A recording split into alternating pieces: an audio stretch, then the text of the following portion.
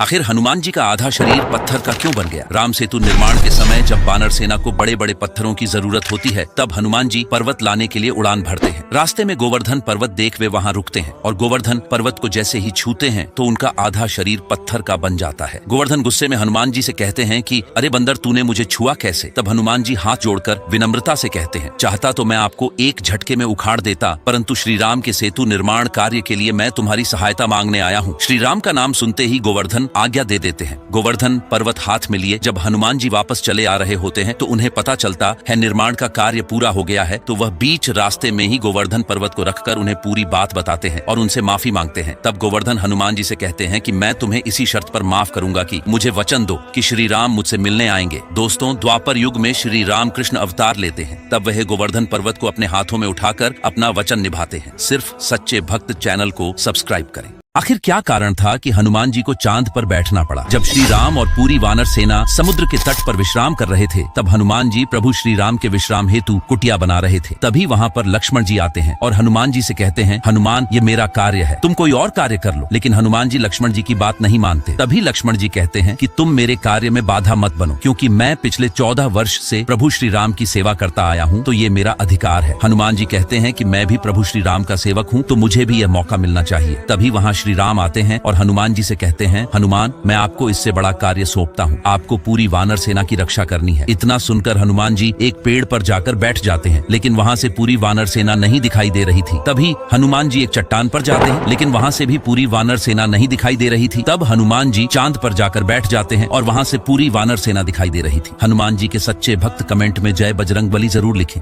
शिव जी के फूलों को लात से किसने हटाया और मुंह में पानी भरकर शिवलिंग पर किसने चढ़ाया? दरअसल कणप्पा नाम का एक भील भगवान शिव का बहुत ही बड़ा भक्त था, लेकिन उनको महादेव की पूजा करनी नहीं आती थी। माना जाता है कि वह पास की स्वर्णमुखी नदी से मुंह में पानी भरकर लाते थे और उसे शिवलिंग पर चढ़ा देते थे और शिकार करके जो मांस लाते थे उसका एक हिस्सा शिव जी को अर्पित कर देते थे। इसीलिए महादेव ने उनकी भक्ति की परीक्षा लेने की सोची और तभी शिवलिंग की एक आंख से खून निकलने लगा। यह सब देखकर कणप्पा ने उस खून को रोकने के लिए कणप्पा ने अपने तीर की मदद से अपनी एक आंख निकालकर शिवलिंग की आंख की जगह पर लगा दी। तब वहां से खून निकलना बंद हो गया, लेकिन इसके तुरंत बाद ही शिवलिंग की दूसरी आंख से भी खून निकलने लगा। तब शिवलिंग के जिस स्थान से खून निकल रहा था वहां पर निशानी के लिए कणप्पा ने अपना एक पैर रख दिया और कणप्पा ने अपने तीर की मदद से दूसरी आंख भी निकाल दी और वहां पर लगा दी। यह सब देखकर भगवान महादेव बहुत प्रसन्न हुए और कणप्पा को दर्शन दिए और तो और उन्होंने कणप्पा की आंखें भी लौटा दी। ये तो महादेव का चमत्कार है। तो आओ सब मिलके बोले हर हर महादेव।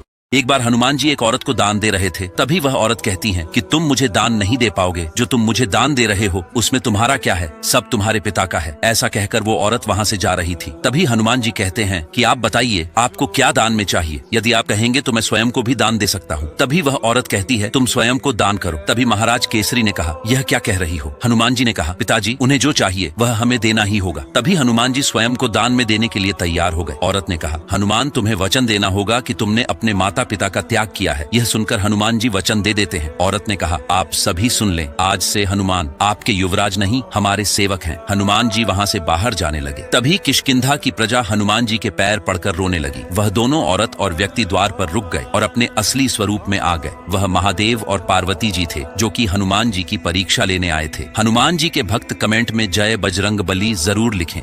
दोस्तों, अगर आपने बोल कर भी इस जगह पर हनुमान जी का नाम पे लिया तो वहाँ के लोग हाथ धोकर आपके पीछे पड़ जाएंगे। जी हाँ, ये बात है तब कि जब हनुमान जी संजीवनी बूटी लाने के लिए द्रोणागिरी पर्वत पर गए हुए थे, लेकिन उन्हें जरा सा भी अंदाजा नहीं था कि संजीवनी बूटी होती कैसी है। बस उन्हें इतना ही कहा गया था कि संजीवनी बूटी के अंदर से एक रोशनी आती है। लेकिन रावण को तो ये बात पहले से ही पता था कि हनुमान जी संजीवनी बूटी लाने के लिए गए हुए हैं, इसलिए उसने पहले से अपने राक्षस दूतों को भेज रखा था, जो पहाड़ के ऊपर मौजूद पेड़ों पर लटक कर चमक रहे थे, जिस वजह से हनुमान जी को बिल्कुल भी समझ नहीं आ रहा था कि असली संजीवनी बूटी है कौन सी। तब हनुमान जी ने उसी गांव की एक बूढ़ी महिला से पूछा कि संजीवनी बूटी कैसी होती है। तब उस महिला ने भी कहा कि संजीवनी बूटी किसी जुगनू की तरह चमकती है। जब काफी देर के बाद तक भी हनुमान जी को पता नहीं चला, तब उन्होंने पूरे के पूरे पहाड़ को अपने कंधे पर उठाया और लेकर निकल गए। अब उसकी कहानी ये है कि अगले दिन जब उस गाँव के लोग उठे तो उन्होंने देखा कि यहाँ पर तो पहाड़ है ही नहीं। तब उन्होंने शुरू किया ढूंढना कि आखिर पहाड़ गया तो गया कहाँ। तब उस बूढ़ी महिला ने बताया कि कल रात एक बंदर आया था, मगर मुझे थोड़ी पता था कि वो पूरे के पूरे पहाड़ को उठाकर अपने साथ ले जाएगा। एंड उसी दिन से आज तक उस गाँव में हनुमान जी की पूजा नहीं होती है।